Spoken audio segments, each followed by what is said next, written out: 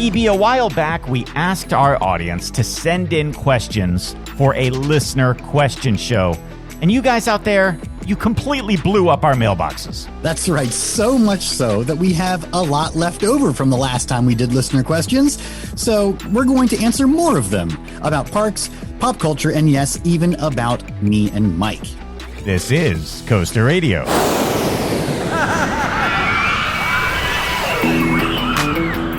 Welcome to the original Theme Park Podcast. This is your announcer, Neil Patrick Harris. Podcasting from our glass-enclosed studios in Washington, D.C., this is CoasterRadio.com. Here are your hosts, Mike Collins and E.B. Hi, everybody, and welcome to the original Theme Park Podcast. You are listening to CoasterRadio.com. My name is Mike. I am here with my friend E.B., and it's time for a show that I think we really love. And most seasons, we do it once. And every now and then, though, EB, it's become such a popular show that when we have to really do like 2 or 3 shows to get in all of the questions that come in. Yeah, and I think recently we've been doing like part 1 and part 2, but this year, earlier, what was it, a month or so ago, I guess, we did our listener question show, and we said we had so many left over, but we didn't do part 2 immediately after. We said that we would kind of hold on to it until we needed it. Well, it's kind of a slow news week, Mike. I think we had a lot of news last week, and this week it's been kind of quiet, so we said let's do the rest of our listener questions, or at least however many we can get through, because we still do have a lot of listener questions that have been turned in. And this is going to be interesting because we're dropping our first drop news story. We're dropping quick hits. We're just doing listener questions tonight, guys. And we're going to find out that these questions were indeed submitted a couple of months ago or even a few months ago. Yeah. Because there's some good COVID questions in here. You know, some stuff like, so guys, what do you think Velocicoaster's going to open, huh? What do you think? Yeah, I know. So I wonder, a couple of those in there, and I think we're going to nail those questions pretty well. There you go. So when is Disney going to open? Exactly. Well, it's going to open 2 weeks ago. It's amazing how quickly things change in just a couple months. So what we're going to do is the exact same thing that we did, I guess, when we did this in April, and you're going to pick a question, then I'm going to pick a question, and it's completely randomized. It's not on like a rundown of like, hey, we're going to do these 10 questions tonight. No, we just have like a list of all of the questions that came in. And so, we'll just go back and forth. We'll pick out some good questions to talk about. Yeah, so you're right. Some of them are a little dated. So maybe we skip those and delete those as we go. But I think we talk about them. Sure, why not? The goal of this, though, is that by the end of season 15, we've gone through all of these questions. Because if all of them. Yeah, if people were nice enough to send them in, we should answer them. Definitely. Okay, good. We'll try. We'll try, like you said. Some are better than others. I love listener questions, and you love listener questions. I do too. People out there like listener questions. Yeah, so it's great. Let's get to it. Let's get to it. No quick hits, no first drop. We're going straight into listener questions. I love it.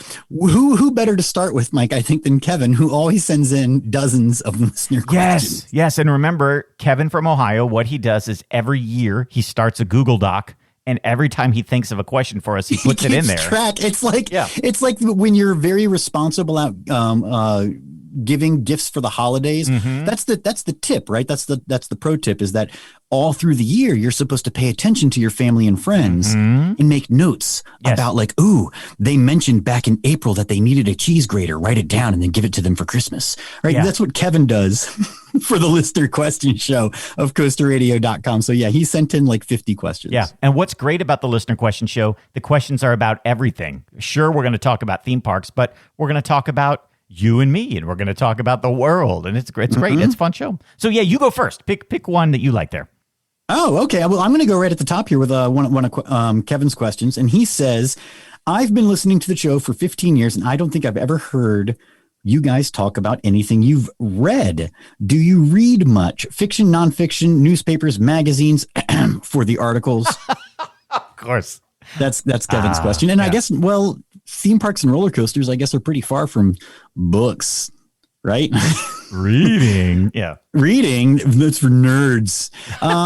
Do I read? I don't read. I don't know. Do people read books? I guess people do read books, Mike. I read a lot online. Sure. Right. I'm on Reddit. I read a lot of articles. I bookmark a lot of stuff. The last book I read, and I don't know if this is a good answer or if I should like not say this. I read that Fire and Fury book. Remember that one, the Trump book? Yes.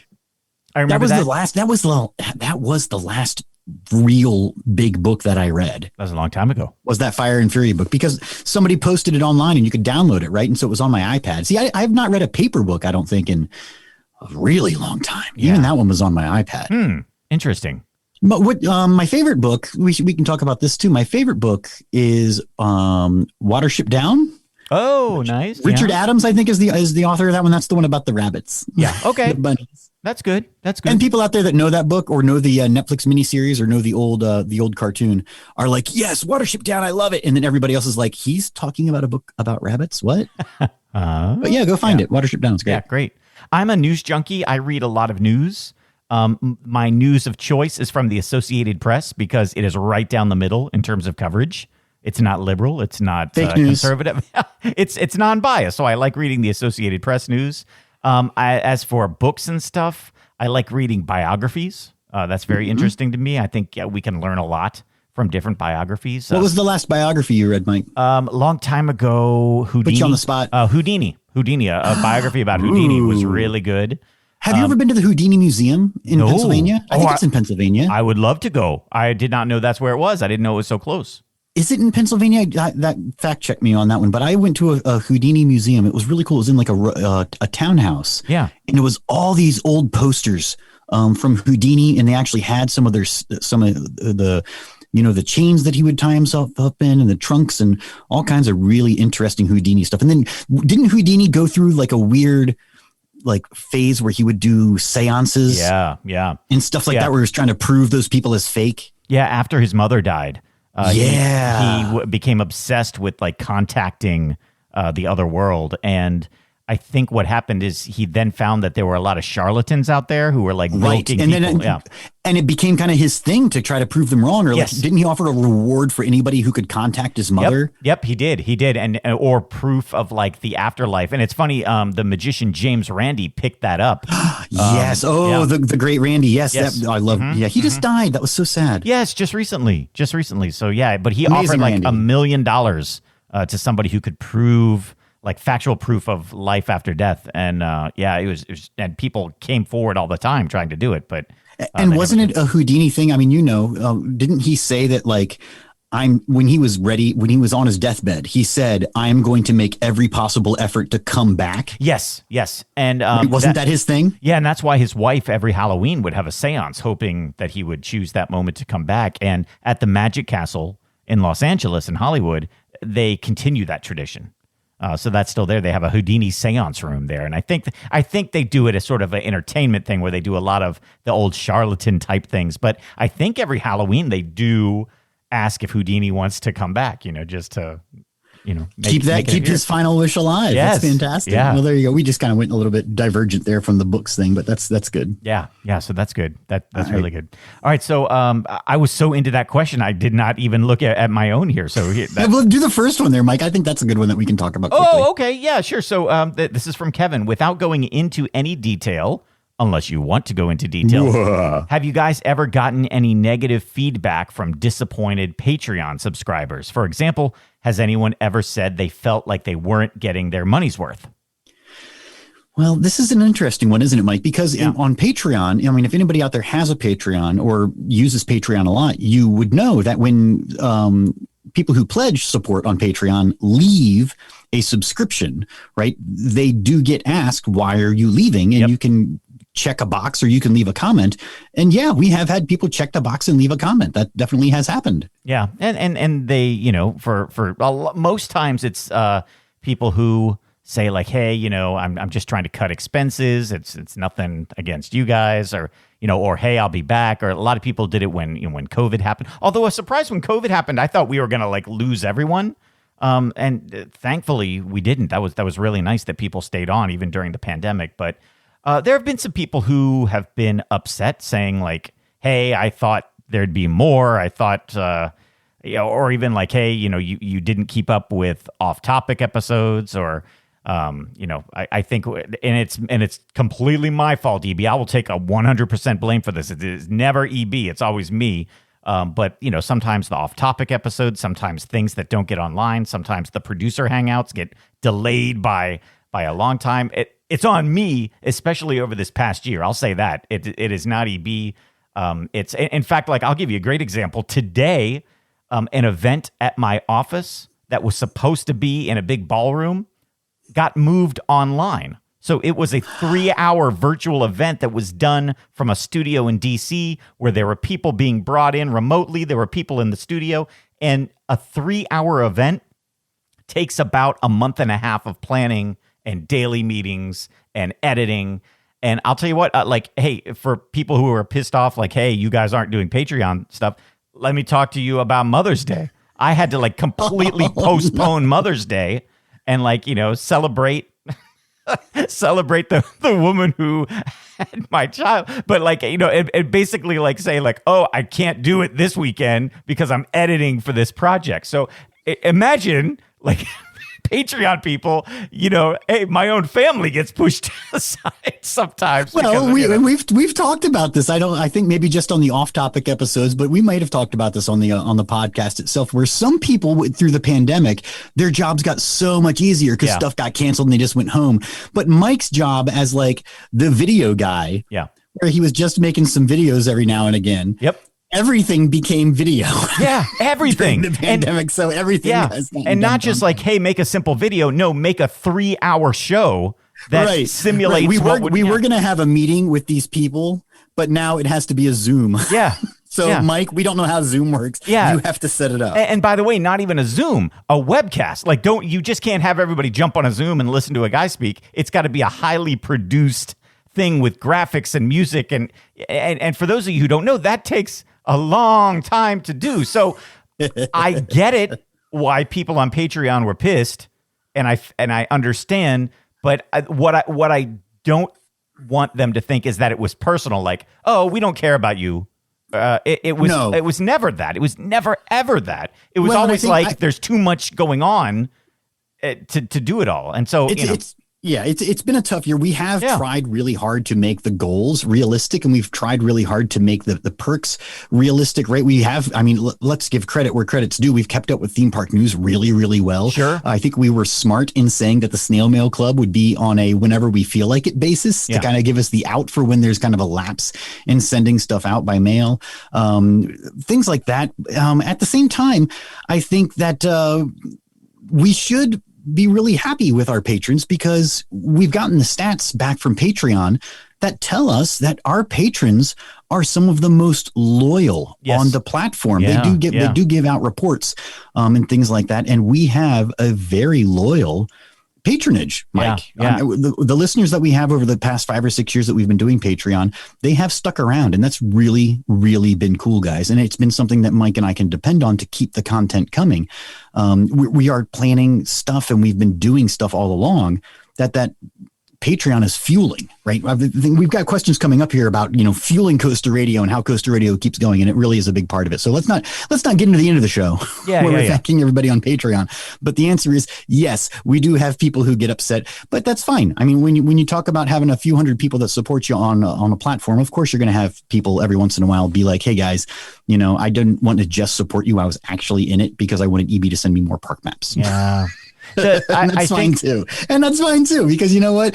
I've got $5 and I'm not sending it to any podcast. So if you're sending $5 to our podcast, I'm happy. That's nice. Absolutely. Absolutely. And the thing that honestly, and we'll be honest here on this listener question show, it kind of hurt my feelings a little bit, EB, is when I would hear somebody say, well, you don't care about the listeners. You don't care. Or you don't care about us, you take advantage of us, which is the furthest thing from the truth. Like, we absolutely do care. That's why we do a show every week. Like, we could be a podcast that's like, we'll take off 3 weeks and then do one for you, and then maybe take off 4 weeks and do another one. No, we try to do it every single week. Honestly, tonight, I would have loved to have taken a week off, man. Last week, I would have loved to have taken a week off, like with all the stuff going on. But no, like because whether you're a Patreon person or you're not, I feel like an obligation. And, if people want to listen to the show every week, I think that's amazing.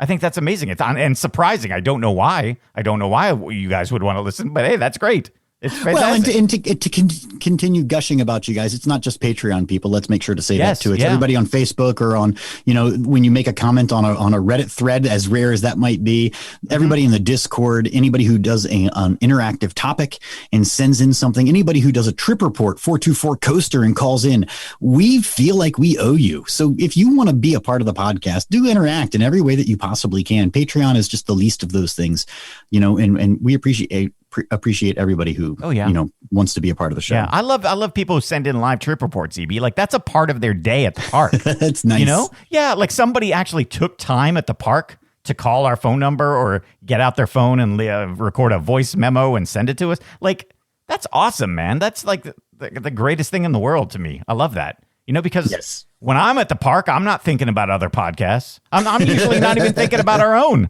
I don't even think about what we do. Like, I'm like, hey, I just want to get on some rides. But the fact that people take time out, man, it's great. It's great. Very, very cool. Thank you guys so much. Yes, thank you. All right. I'm trying to find this other one here that I wanted to talk about. This is a good one, Mike.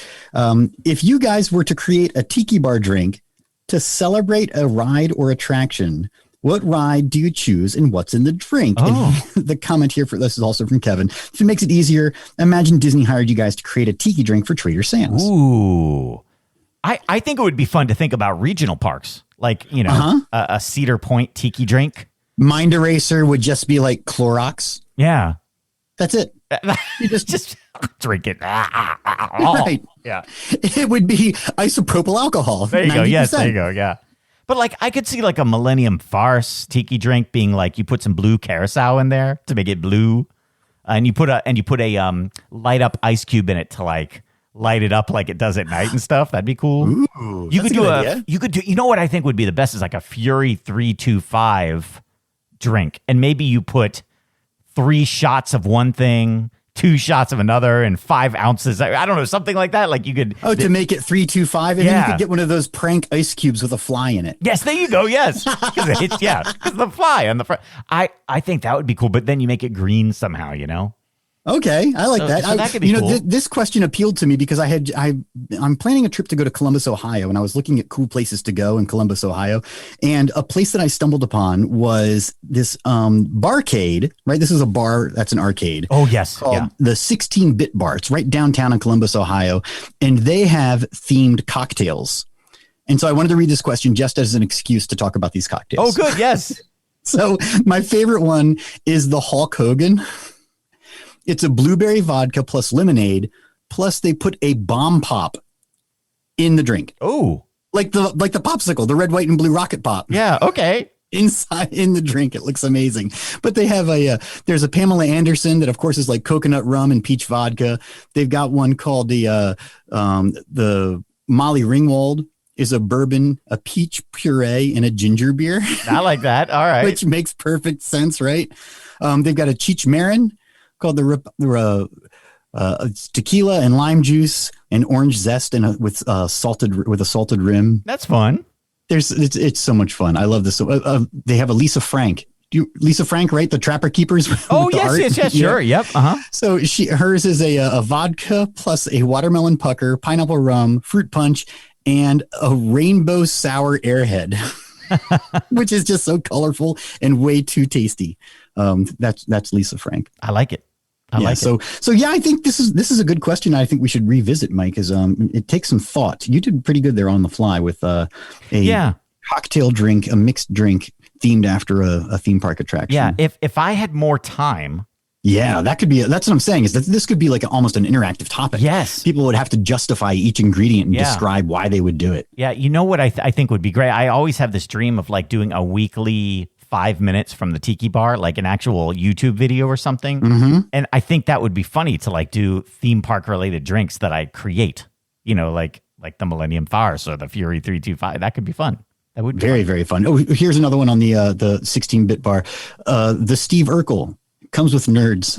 Oh yeah, okay. I like that. So funny. I like that. You gotta love a themed drink. I went to the beach last week. Actually, went on a spring break trip, very quick down to Florida for the weekend. Oh, nice. And I went to a restaurant and a bar on the beach that had the thatched roof and everything. Like it's a tiki bar, right? Yeah. And I go in there and I'm looking at the menu and I'm like, which one of these comes with a little paper umbrella? And the waitress, because that's what I'm here for, right? Yeah. I'm here for like the coconut mug or the tiki mug. And like, come on. She was like, none of them? I was like, what? Well, which one comes with like a plastic sword with fruit? She's like, what? None of them. It's like, but you're a tiki bar. She was like, no, we're not. Oh, it had a And I just like roof. wildly gestured at the environment around me. Yeah. I was so disappointed. Although sometimes the thatched roof doesn't mean tiki bar, it means beach bar. Exactly. Yeah. Yes. Yeah. And it means dum-dums who don't know that they should put umbrellas and plastic swords in their drinks. Right. But they should always have those at a beach, even a beachy On bar. hand. Yeah, because come on. they should know that somebody's going to come up and ask for their drink served in a half hollowed out pineapple. Yes. Come on. And that's the best when you get the hollowed out pineapple and you're drinking out of that. Man, That spells come on. vacation right there. What are you doing? That is vacation, dude. So good. Exactly. All right, I've got one from Drew, and he says this is his first ever listener question show, and he's excited to actually get to participate. He says, what was a roller coaster you were really looking forward to riding, and it did not disappoint? Did not disappoint. Yes. I've got a couple off the top of my head. Okay, Fury 325. Yes, I think that was that did not disappoint. Number one. Yes, of being excited for it, and then you ride it, and you're like, that was everything I thought it would be. Yeah, yeah, and see, I'm trying to make sure that I'm not thinking of things that I was not anticipating to be great, and then like exceeded expectations. Something amazing that met expectations is what I'm trying to. King Ka, right?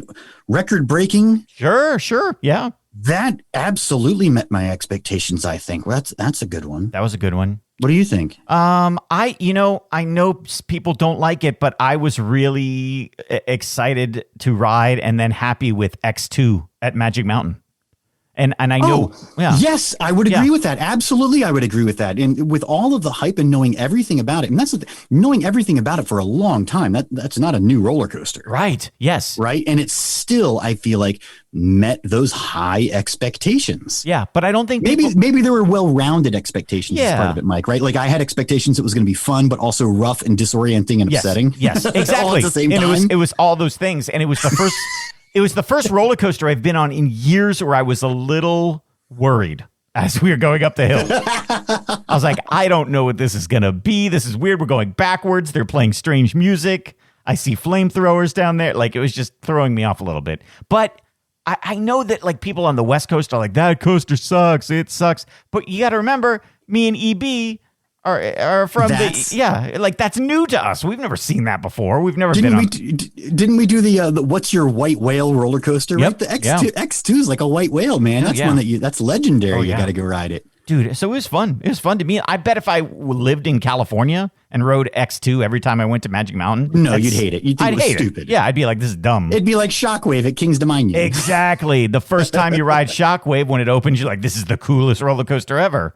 And then 10, 15 years of it beating your balls, you're right. like... If you traveled across the country 10 years later to ride the only stand-up roller coaster, then you would think it was amazing. Exactly. You'd be like, come on, dudes. Yeah, so there you go. So I like that. Good question from Drew there. That's great. All right, I'm going back up here. Here's a question. If I'm not mistaken, you guys are in your 40s. How many more years do you think you'll continue producing episodes of Coaster Radio? Do you think you can keep going for another decade or two? Yeah. Did you see the Twitter... on Twitter this past week? This is a good question for this week. There was somebody, I think from the Coaster Talk podcast, Bob. He's like, hey, I'm 42 years old. Am I the oldest coaster podcaster out there? What? And then I think the Drunk Riders jumped in and said, nope, Mike and EB have you beat.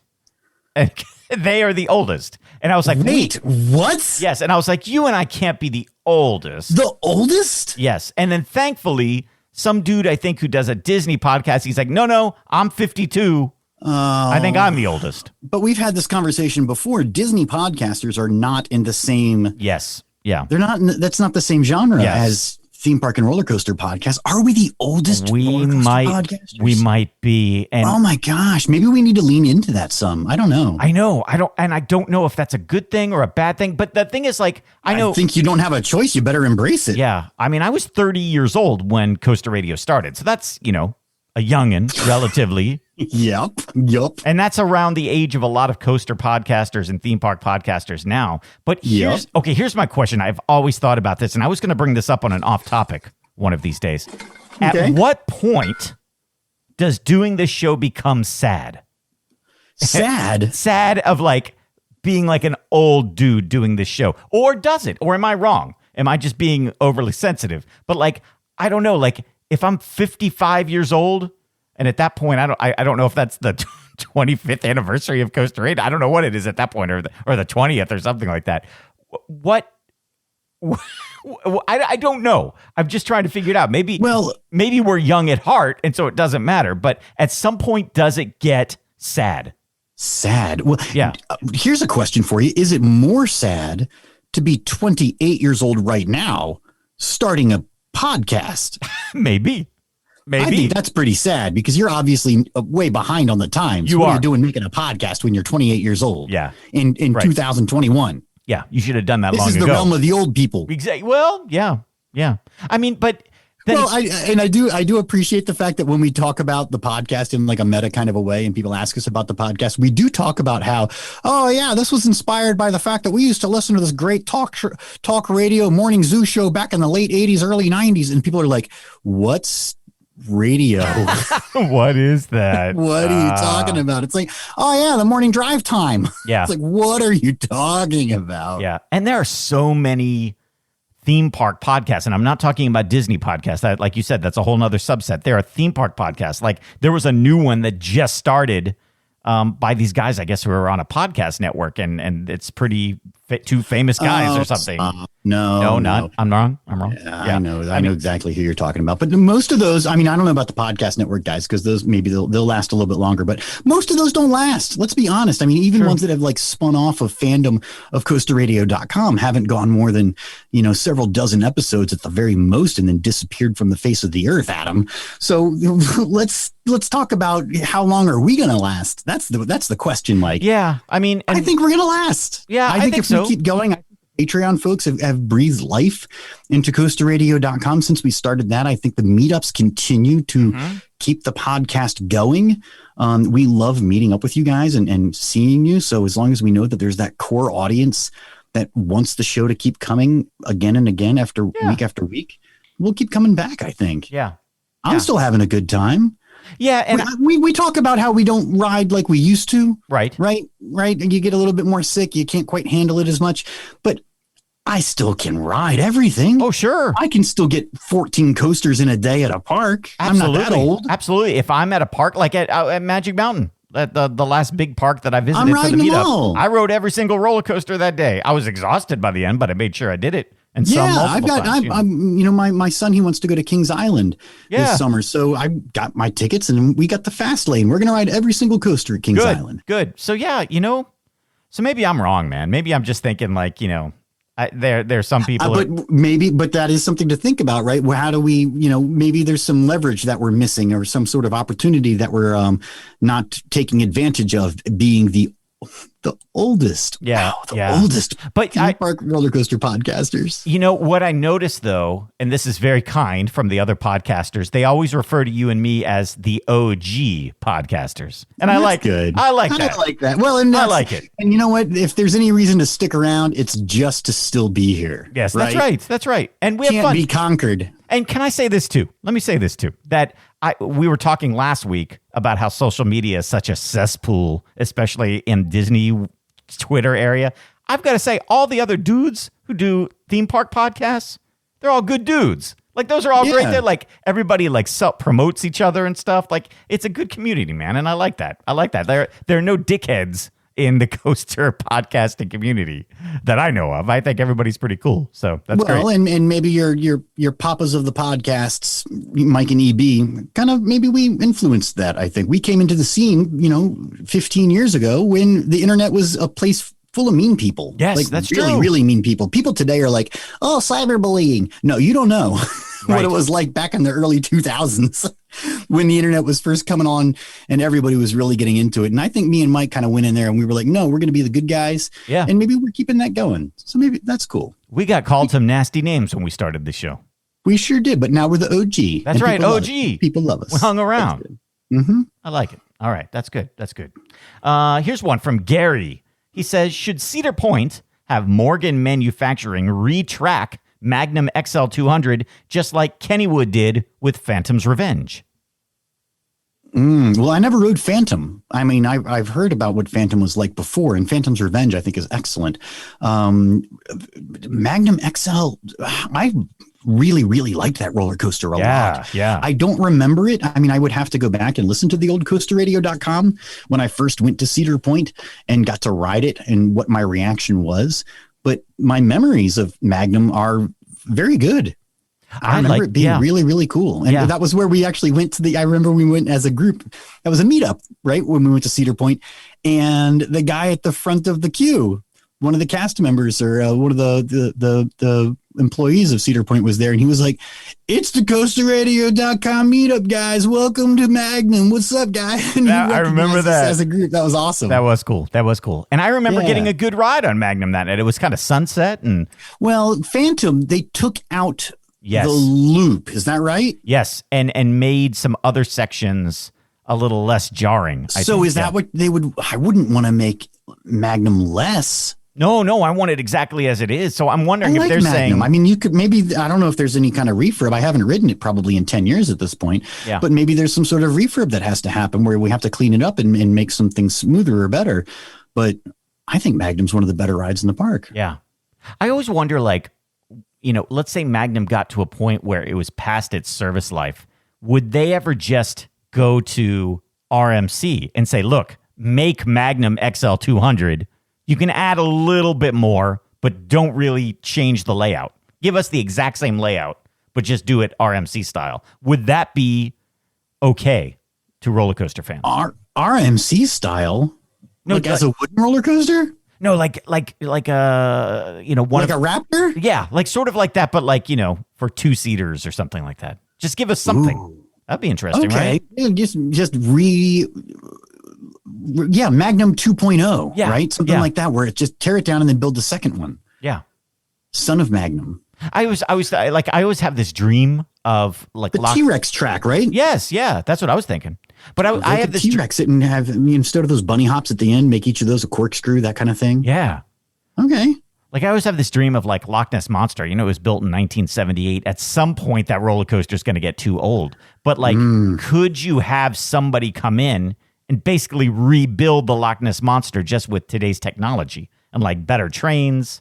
I don't know. Maybe make it floorless. Yeah. I don't know. I don't know what you do. This is the problem of talking about corporate parks, right? Where the enthusiast would say, yes, obviously that's what you ought to do because you want to carry on the legacy of this important roller coaster and people really like it. But from the corporate standpoint, they're going to say, well, no, there's going to be confusion about whether or not we're really building a new roller coaster. People aren't going to understand that it's something different. We can't just build a bigger, better coaster and call it Loch Ness Monster. Yeah, right. So that's the thing, is that you're not just going to be able to go in there. In a perfect world, yes, the roller coasters we love would live forever. Exactly. But no, not in the corporate world. It's not going to happen. Yeah. Good question, though, there. I like that. Yeah. All right. Let's go back to another question that goes back to the podcast conversation. Mike, talking about podcasts that come and go. Yeah. Mike, can we get an update on the cast from Chips, Dips, and Dorks? Oh. How are Josh G and the Dorkettes doing? So, of course, tell people, of course, first, this has been a few years now at this point. What was the Chips, Dips, and Dorks podcast? Yes. It was a podcast all about 80s movies. And just like, you know, how some theme park podcasts like do a podcast about a different ride every week, we would do a podcast about a different 80s movie every week, and we would talk about the plot of the movie. We would review the movie, talk about what was good and what was bad, and then we ended up probably like doing terrible quotes and imitations from it and stuff. But what was interesting is it was all people that I worked with at my job, and we would go into my studio and we'd pull out all the gear and just during lunch one day a week record an episode. And so Josh was the host, and he's doing great. I still work with him, and G, I still work with him, and all the Dorkettes are all still around too. So like we see each other all the time. And so there's always talk about reviving the podcast and stuff, but I think we kind of left it at a good spot. My favorite part about it is that I didn't have to do anything with it. Like literally I could like show up, be on it, and that's it. I could leave. I never, like with Coaster Radio, there's editing and promotion and all this other stuff that goes on that EB and I have to do. But for that, I was strictly just like a panelist, and I loved it. Well, I think it kind of goes to the idea of the theme park and roller coaster podcasts or other genres of podcasts that have spun off from fans of coasterradio.com, right? Where your coworkers were like, oh, you do a podcast? Oh man, I'd love to do a podcast sometime. Mike, we should do a podcast together. Yes. And Mike was like, no, Yeah. because one podcast is enough, but you can do it. Yeah. And even And doing they did. And you know, unfortunately, like a lot of the podcasts, like almost all podcasts, let's be blunt, it came and it went. Chips, Dips, and Dorks, though, I think it had a really, really good run. I mean, even early on in that show, there was discussion about how long can we keep an 80s movie podcast going before we start doing the 80s movies people don't care about. But you guys hit, how many episodes did you go? 100 plus? I can't remember. I think it was over 100. Yeah. And so, I mean, it's a good catalog, and you can still find Chips, Dips, and Dorks, the podcast, on iTunes. If you're hearing this for the first time, go back. And it's like an alternative universe where Mike hosts an 80s movie podcast instead of Coaster Radio. It's a lot of fun. It is bizarre. It is very bizarre, but it was like fun. it a lot. It was fun. But yeah, it was getting to a point where it was hard because like once we got to the movies, like okay, let's say we were going to do Ghostbusters. That's easy. You and I could sit and talk about Ghostbusters for 5 hours, right? But once it started getting to like the Heartbreak Kid or other like movies that I'd never heard of, right. Then I was like, oh no, now I have to sit and spend 2 hours watching this movie. I have to watch a movie before, right? It's not a movie that I've already seen and already know, right? Yeah. Not even a movie I want to watch. Yeah. The Heartbreak Kid. I know. Was that even 80s? I'm not even sure if that's 80s. But, yeah. Let's see here. So I'm trying to go. Here's one. Here's one that I think you probably would have some answers to this. Having hosted a wildly successful meetup in Branson, Missouri a few years ago, you definitely know the area well. So if Hershend hired you guys to help them redesign and reopen Celebration City, what would you add to the park to make its rides and attractions unique to the Branson area while not competing with the offerings at Silver Dollar City? If we could open Celebration City. So if people don't know, Branson is essentially Gatlinburg Pigeon Forge in the Midwest, right? That's kind of what you're dealing with, or like a Myrtle Beach kind of a situation, or a Wisconsin Dells, right? It's a strip of go-karts and bad shows and the Titanic Museum and Ripley's Believe It or Not. And then you've got on the end of that strip, you know, up in the mountains, Silver Dollar City, one of the greatest theme parks in the country. And they tried to open Celebration City, which was like a spinoff that was a bit more mainstream, and it was more in the heart of Branson. Yeah. And it failed. It's a fabulous, very interesting history. I think we've done it before as a park hopper, both on Coaster Radio and a park hopper on Theme Park News, our daily podcast. What would we do, Mike? What was the question? Revitalize it, or can we go back in time and fix it, or are we trying to fix it now? Because I think it's mostly knocked down, right? The Wildcat's gone. And I think the question from Kevin here is like, what would we do to make it, thriving again? But not. Well, I think the obvious answer is like what we talked about with the guy who came on and wanted to build the Area 51 park. You need to have the center of the hub of the park be a coasterradio.com podcast studio. Yes. I can't believe we were dead serious about that too. Like right in the middle, a big radio studio that we could come and he do was our into show. it, man. Yeah, absolutely. At the bottom of whatever that spaceship thing or tower or what, I forget what it was exactly in the middle of the Area 51 park. I have no idea what you would do with Celebration City. It didn't seem like a good idea at the time. Yeah. And I think it's a good reason why it failed. You're putting this thing in the middle of nowhere in this goofy tourist trap of a town that already has an A+ amusement park. Right. I mean, and yes, you can put a family entertainment center in there, right? Like the Bigfoot that has the big drop tower and has the mini golf and has some of the VR stuff that's inside. You can build something that has go-kart tracks and, a swing shot and stuff like that. But you can't build another amusement park. Why did they think this was going to work? It is interesting. And I also like the idea that when we did the meetup, you were pushing Hershend to let us in there and walk around. Like to actually get a tour, which I thought would have been fascinating. It's still a property that they owned. I don't know what the status is now, but a few years ago when we went to Silver Dollar City for a meetup, I was trying to get them to just give us an escorted tour, not even for everybody, but like we could do a contest and just have 10 people go in with somebody and just walk us around. I'd love to see, the abandoned amusement park that is Celebration City. Yeah.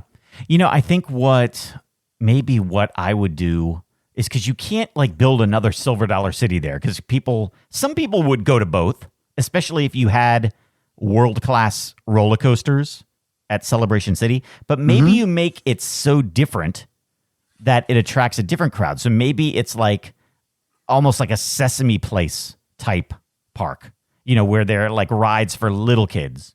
And then like Silver Dollar City is what you graduate to when you're older. And so that way it's like you bring in a different crowd. Really own the family, the young family demographic. Yes. And so every ride there is one for kids, 8 and younger. And then from once you turn 9, you head to Silver Dollar City. And that's where the big roller coasters and the family coasters are. Maybe. Okay. Yeah. So it's like once you hit 48 inches, it's time to go to Silver Dollar City. But everything that, the most thrilling attractions at, Mike's Branson Kiddie World. Yes. Podunk Hoedown. There you go. Yeah. Is geared toward the 42 inchers. Yeah. Yeah, I can see that. Yeah. Where you could still build some good roller coasters, right? Like a Oscar's Wacky Taxi. Yes. Right? Yeah. Stuff like that. So you can still have some good coasters in this park, I think. And like a Wild Mouse coaster, you could still do it. I love it. For sure. No, that's a good idea. Okay, that's a good answer. Good job. Yeah, there you go.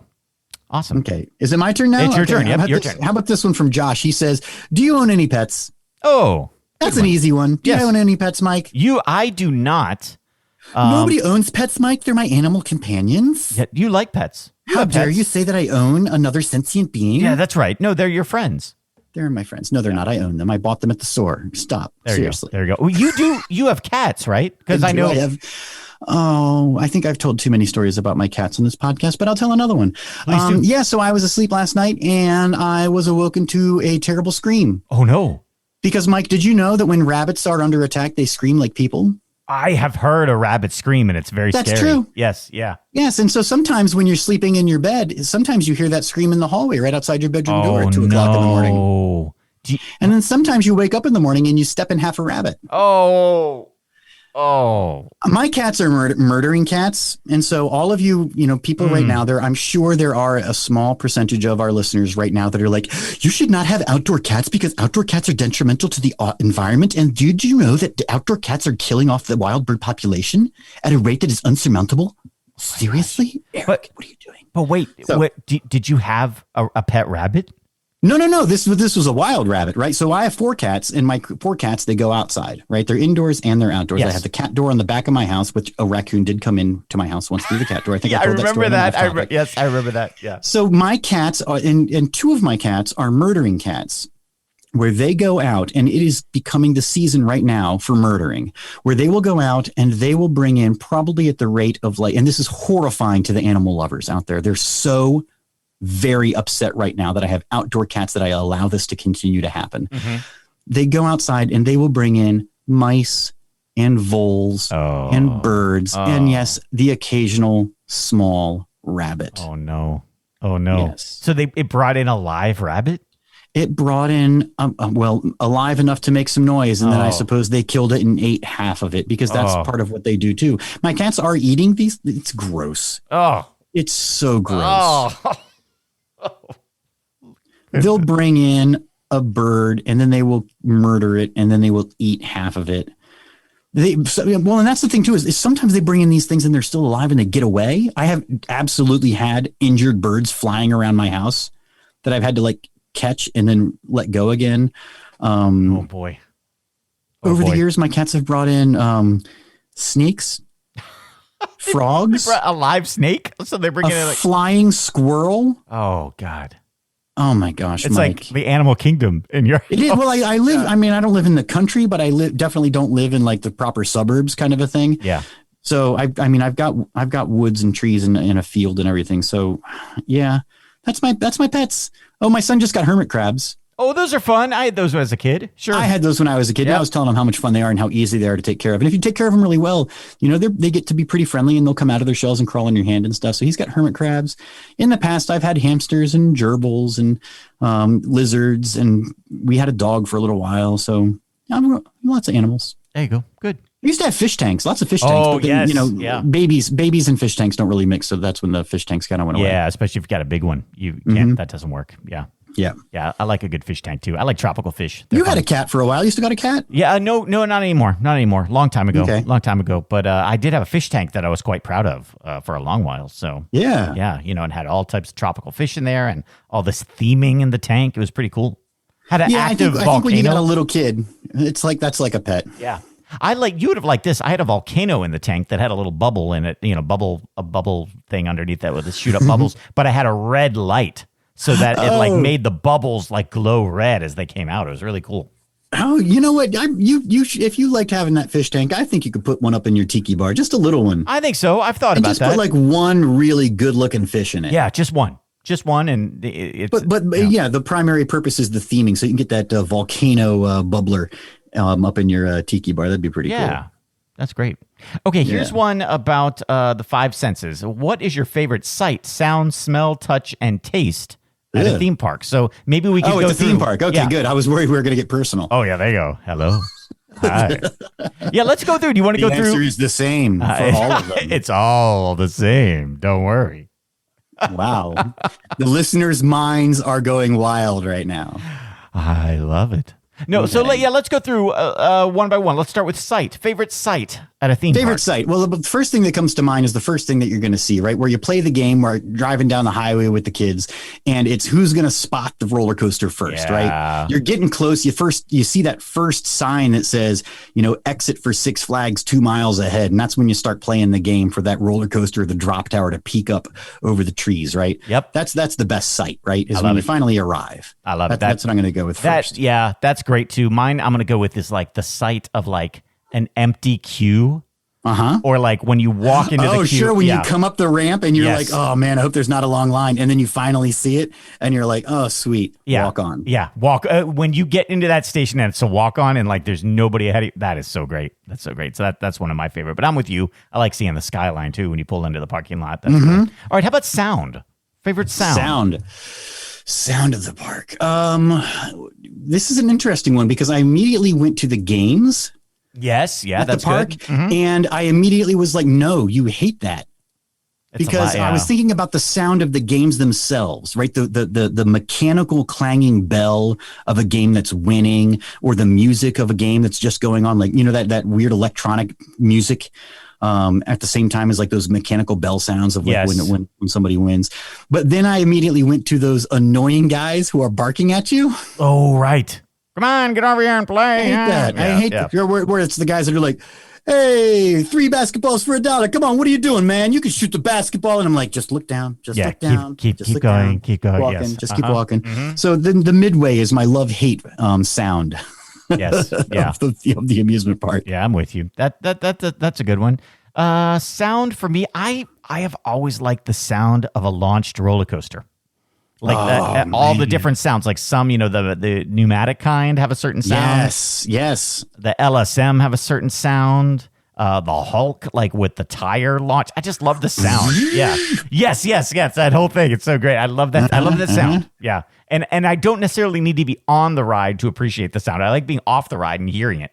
It's really exciting to me. So the pneumatic sound of the drop rides, or we don't have too many of the pneumatic coasters anymore, but we're getting more maybe. Yeah. That's a great sound. That is cool. Okay, how about smell? Favorite smell at the park? Favorite smell? Well, I don't want to be plugging that dumb candle people who thought of that great idea before I did. Yes, I like that. Right? Yeah, right. But they've got it nailed, right? For sure. Yeah. It's going to be like the water in any of the water attractions, right? That's a distinctly amusement park smell. That's got to be the answer, right? What else? What water? Else is yeah. So many bad smells. Dark ride water is pretty good. Park. Yeah. Dark ride water, I think, is the winner. That is great. Or the log flume, right? That chlorinated water smell. Yeah, is just wonderful. that is pretty good. I'm going to go with I have, ever since I was a kid, it's this smell that when I think of it, it brings me right back to childhood, and it's the smell of the asphalt at King's Dominion. I remember getting out of the car and a hot day, and you smell the asphalt, and it was just oh my God, that's freedom. Just the smell of freedom and King's how naive Dominion. you were. Oh yeah, man. I know. But still, if I smell asphalt to this day, it takes me back to being at King's Dominion when I'm 6 years old. For sure. The asphalt's the worst part of King's Dominion. Yeah, I know. There's so much of it. There's so much of it. The memory is tied up in it. That's fine. Yeah, sure. yeah. Good. Okay, Good. How about touch? The touch. That's a little I don't hard. want to touch anything at the I know, amusement. right? You would these days, especially. You want to sanitize your hands. I'm trying to think of something that's a good touch at Something a park. I touch. I don't even know. I'm trying to think of the things that you do touch, like, the parts of the roller coaster, like you're bringing down the restraints and stuff. You touch the turnstiles or the handrails. Like, I don't touch the handrails, right? No. When you're waiting in the queue line, I don't touch that stuff, the rails. No, I don't even know, man. I'm trying to think of something that's, like that tactile. Something you touch. I don't even know. I don't even think there's something that I'm like, I can't wait to get to the park and I mean, touch I can imagine the feel of like the gun in like a Scooby-Doo Ghost Blasters, Yeah, right? okay. I can definitely, Yeah. that's a distinct tactile memory, but that's not, No, I can't a think. touch. I got to think What about about that. like sitting on something? Oh, you know what I really like? Sitting on the bleachers when I watch a dumb Christian rock show at Holiday World. No, that's not it. No, I'm trying to right? think of what else is a touch. I just can't think of anything at the moment. I'm going to keep Oh, thinking. how about this? How about instead of a touch, a physical sensation? The physical sensation, I just said Holiday World, and that made me think of it, of the magnetic launch of Wildebeest. Oh, That water coaster, yeah. that strange, weird, wonderful sensation of accelerating on a raft up a water slide is still magical. I love that ride because of that feeling. That's cool. That's cool. So that counts. I'm going to say that counts as touch. All right. I got to Good. keep thinking because I can't think of anything that. That's fine. Yeah. All right. Let's go to the last one. Taste. That's pretty easy. Got a Taste. favorite Well, taste? that one would definitely be the handrails. Yeah. What's the taste? What's the taste? Let's go back to Holiday World. You know what tastes really good? What's that? Free soda. Oh, that's true. Free soda. Tastes How much really money have you saved over the years? Dark ride water. That tastes. We can like just that, go dude. back and say the things we already said. Yes. Asphalt. There you go. Yeah. Tasty. Get on your knees. Right. Like, yeah. it's like finding when you finally find land after being shipwrecked, you get down and you kiss the asphalt at King's Dominion. Yeah. Yeah. Finally back at the park. I love you. There you go. I think for me, like taste, the best taste depends on what park you're in. Like, what is the famous food at the park? So potato and patch you anticipate fries. it, right? Like you go to Kennywood, you're getting your potato patch fries. You Yeah. go to Disney, you're getting your Dole Whip. So you know what you're getting. Yep. It's just a matter of time. Yeah. Yeah. All right. So I think we've got time for one more each here before we All right. hit about an hour of episode here. So let's do one more each. Okay. Oh, is it me? Oh, yeah, it's you. Yep. Mm-hmm. Oh, okay. Let's see here. Okay, here. This is one. I think did we answer this one already? I'm not sure. Are there any ideas for future Patreon goals? This is one that we should talk about, Mike, because the Patreon goals that we have set are really fun. If you go back, I don't know if they're still up there, but we did set Patreon goals starting at 0. Yeah. Right. When we first launched the Patreon, and I think we had our first, was it $200 or $500? And then we added them as we went along. And we've done a pretty good job, I think, of meeting those goals. And we were just discussing the coasterradio.com app. Not to get back into Patreon too much, but go to patreon.com/coasterradio. One of the perks there is you can join the Discord, right? Yes. Which is kind of like the new forum where you can go in and you can chat on the message board with other coasterradio.com listeners. If you don't know Discord, it's a very popular platform for lots of different topics and areas and things like that. But we've got our own, but it's exclusive to patreon.com/coasterradio supporters. Anyway, we were talking about the coasterradio.com app that's in development and about ready to launch. One of the ideas was to transcribe every episode of coasterradio.com. Yes. Yes. So over 600 episodes of coasterradio.com getting transcribed word for word and then becoming searchable. Yes. And this is really wild, Mike, isn't it? Because you would be able to then go into the app and you would be able to say, I'm going to Michigan's Adventure. I'm going to type in Michigan's Adventure into the coasterradio.com app, and it's going to pull out every instance of every episode of coasterradio.com that Michigan's Adventure was mentioned. Yeah. And didn't Kevin say that you could actually jump to that section of the show? Yes, and it would actually leap you to that portion of the show where you would be able to go and listen to what we were talking about when we were talking about how disappointed and sad we were about Michigan's Adventure. Right? But still, imagine that over 600 episodes. I love Michigan's Adventure, but it is a sad park, and I feel really sorry for it. Yeah. It needs some love, man. It needs a lot of love. I think somebody on the Discord even posted a picture of the satellite view of Michigan's Adventure, and it's just so blatantly obvious that only a third of that park's property actually has been developed. Yeah. It's like there's so much park there that just doesn't exist. But anyway, we were talking about how, that costs money, and then you got to build a back end for it, and there actually is some hard work that has to get done. The transcribing itself, is an expense, and that would be, again, an ongoing expense that would have to happen with every episode of the show. Yeah. So that would be an appropriate month-to-month Patreon benefit.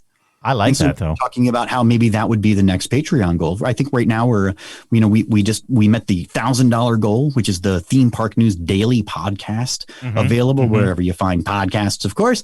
But maybe the next one is the 1,200 or 1,500, and we transcribe every show. I think that's a cool idea. I love that idea. I love that. Especially, see, this is what you're talking about of you and me being the OG podcasters.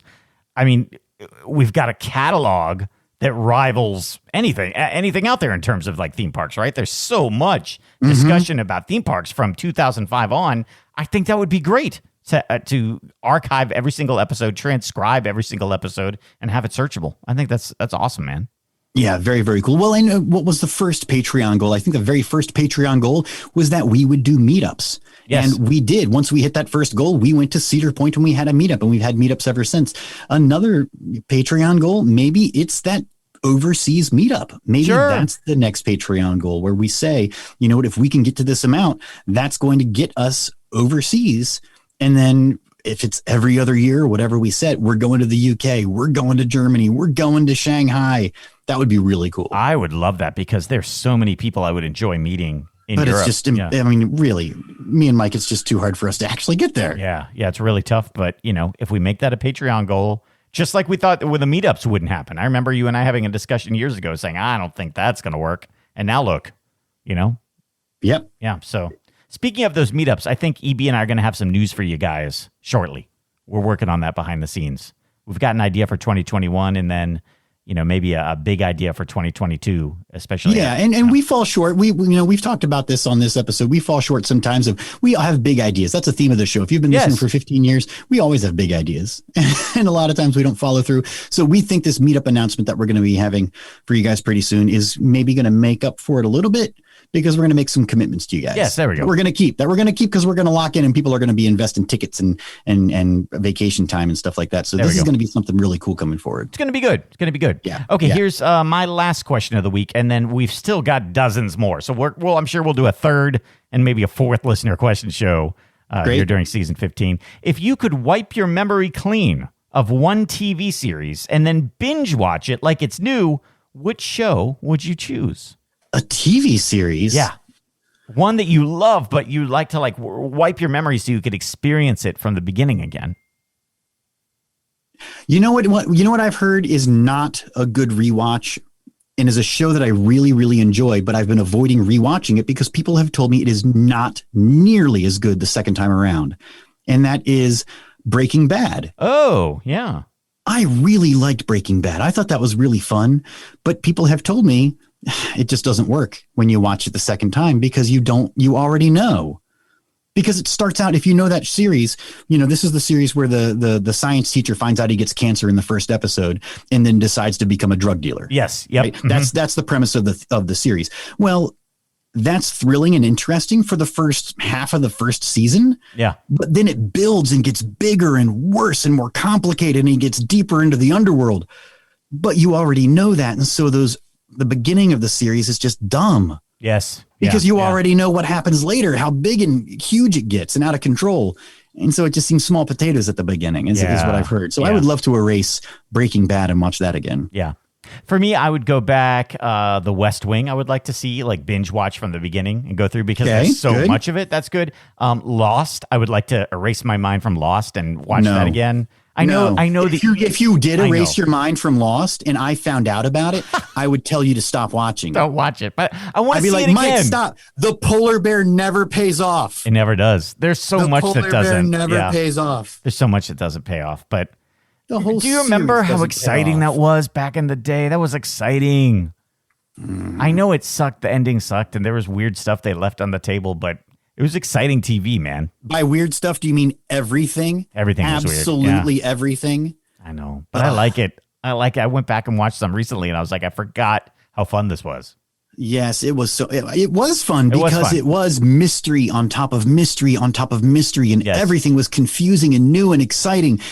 And you were like, one day we're going to tie it all together and it's going to be amazing. And it was like, nah. They didn't. I know. Nope. I know, but it just, I think I was having so much fun in those first seasons recently, rewatching and thinking, what if they did? How about this? How many seasons of that were there? There were like 7 seasons. 7, yeah. I think 7, yeah. Mm-hmm. So how about this? If I knew that I was going to die in 6 years. Okay. All right. Like, or like erase my memory and I just get like, I have a brain aneurysm like midway through season 5. Yeah. Okay. That'd be great. You'd like that. You'd be so happy. Yeah. You'd be like, this is what I wanted. Right. This is exactly what I wanted. Yeah. I want the mystery to continue on forever. Yeah.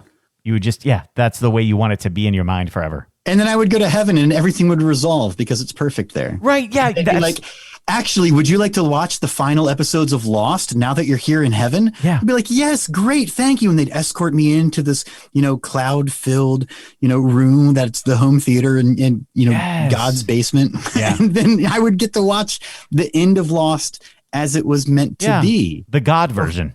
Right. Yeah. Right. Yeah. The version that was meant to be. Yeah. Maybe that's what happened to us, Mike.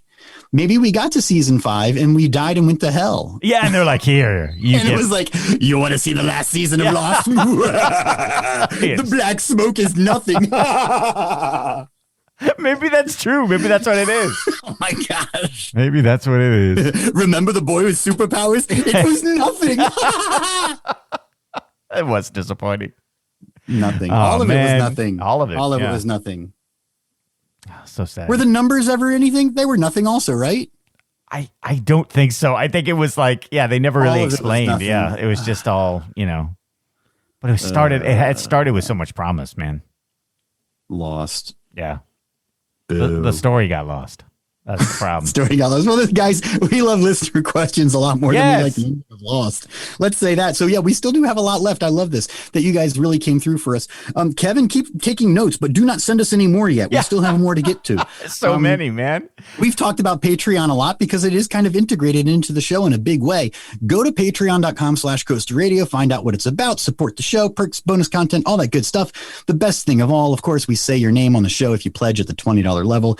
Special thanks to Alan Bergfield, Brian Cosson, Charlie and Jesse Brooks, Chris Rankin, our friends at Club Z, Colton Licorice, Cynthia, Dan the T-shirt guy, David Sakala, David Uwanowicz, Grace, Greg Delaney, John Brody and Josh Combs. Yes, also our friends Jumbo Shrimp, Karen and Lee Howren, Keith Nettles, Kevin Wilson, our friends at Little Mountain Productions, our friends at Made to Thrill, Marshall the Big Easy Hider, Matt from Yorkshire, Michael Foucault, Mikey Mayo, Paulo de los Reyes, Rick Burnley, Timmy Young, and Tom from Louisville. That's right. And thank you so much to our honorary executive producers, Slater and Brian Wackler.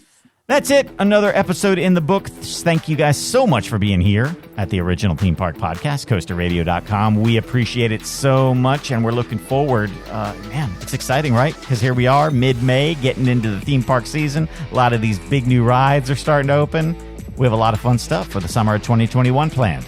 Absolutely. Hey, Mike, here's a thing at the end here for people who stuck around. You got any plans to go to parks? You got any concrete plans, Mike? You figuring out where you're going to go this summer? I am starting to, because that vaccine is kicking in, so I'm going to feel safe to go. I think I'm going to, I've got my Busch Gardens season pass, annual membership pass, whatever they're calling it these days. Right. I'll go down there, maybe enjoy the Food and Wine Fest a little bit. When King's Dominion opens, I'll go there. I've talked about Hershey Park.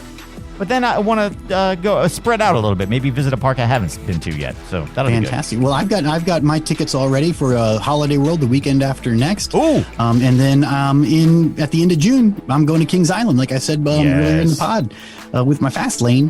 Definitely got to get up to Indiana Beach, ride their new roller coasters, and find our brick wherever that's put in. Yes.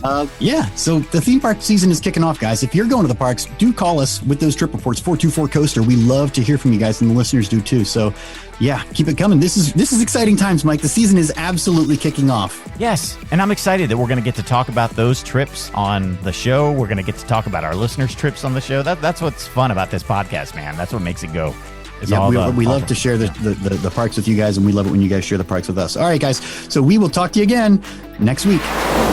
Thanks for listening to the original Theme Park Podcast.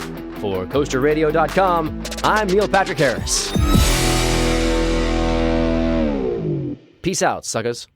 CoasterRadio.com is a production of Lift Hill Media, LLC. The show is intended for private use only and may not be redistributed or broadcast without our express written permission.